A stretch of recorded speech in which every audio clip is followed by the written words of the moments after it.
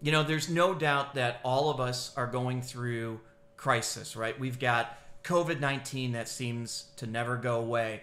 We've got political unrest. We've got social unrest. We have all these things coming. It's almost like the perfect storm. And the reason I'm coming to you live today is this past week, as I was leading a number of business leaders and entrepreneurs through some leadership training in light of the crisis, one of them brought up that I should really share a few of the perspectives that I use as a leader during this time of crisis. So that's what I'm doing here today. And there's really three perspectives that I use to guide my thought process as I think about what's happening, the impact it has on my businesses, my people, my family, really everybody else. So I want to share those with you very quickly here. Number one is the perspective of everything worthwhile is uphill. Think about that.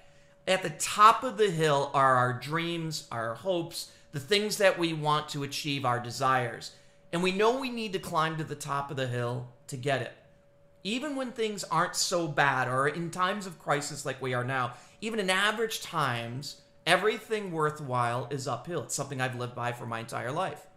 But during times of crisis, we have to understand that the hill is just much higher. But we're not actually given an overcoming life.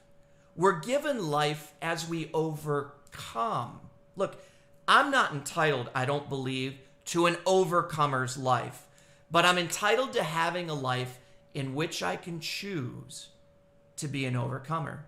I know it's not easy, but if we have the mindset that it is possible, it becomes more possible. Here's the thing. We often have uphill hopes and downhill habits. We want to do better.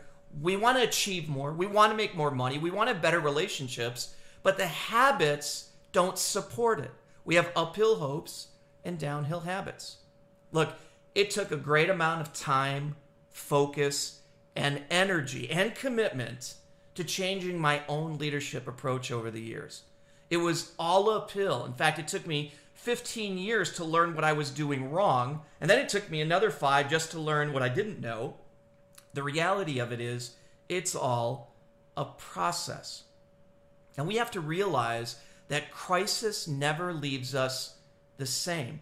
It either moves us forward or pushes us backward.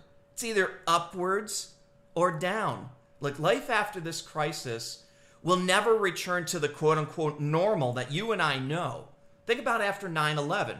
We didn't go back to normal, right? Look at our security lines. Look at what we have to go through now, and it continues to evolve and change. Normal is gone given COVID and everything going on, and there's going to need to be massive change. And we need to make that change positive. Look, you can control your own personal decisions. And I hope that everyone makes the decision to take this opportunity and develop and grow themselves even in a time of crisis.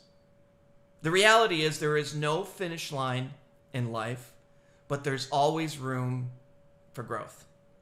That's perspective number one. Perspective number two, there's always an answer. Look, we'll find a way out of what we are going through. We'll find a way through. The reality is successful people know this. Unsuccessful people do not. Successful people know this. There's always an answer. There is always a way out. Look, it might be hard. It might take a long time, but we will find a way out. The greatest gap between unsuccessful and successful people is this thinking gap, this thing in their head. I'm not talking about intellect. I'm not talking about IQ. I'm saying they think differently. Successful people know there is always an answer, and unsuccessful people believe there isn't. Now it's actually pretty simple. Not easy, but it's simple. If you think there's an answer, you'll become a victor. If you think there's no answer, you make yourself a victim.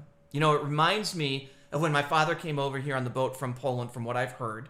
He had less than 30 or 40 bucks in his pocket when he arrived in the 60s. Think about what was going on in the 60s. He came with the mindset, though, that he would be of value to others. Everyone in the area was facing the same crisis, race riots, unemployment. But my father thought differently. When people got a job, there was no guarantee at the time it would be long term. So he made himself invaluable. He worked longer, harder, and supported the owner of the factory that he actually worked for personally, right? On fixing treadmills and stuff.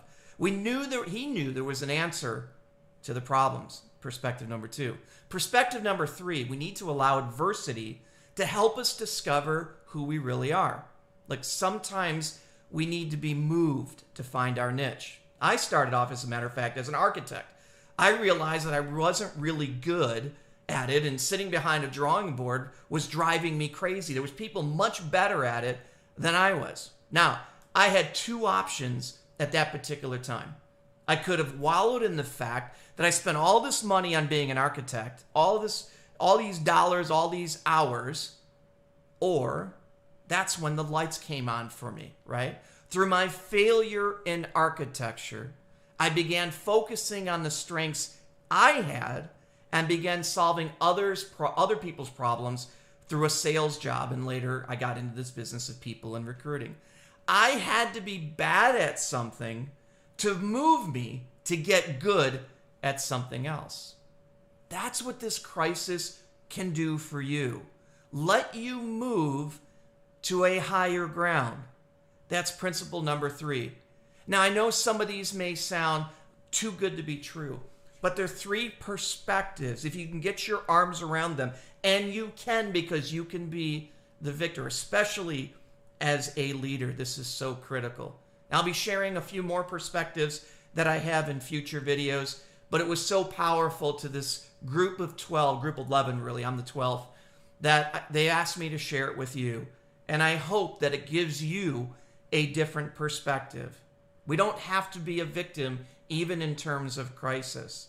We can change our perspective and begin to be the victor.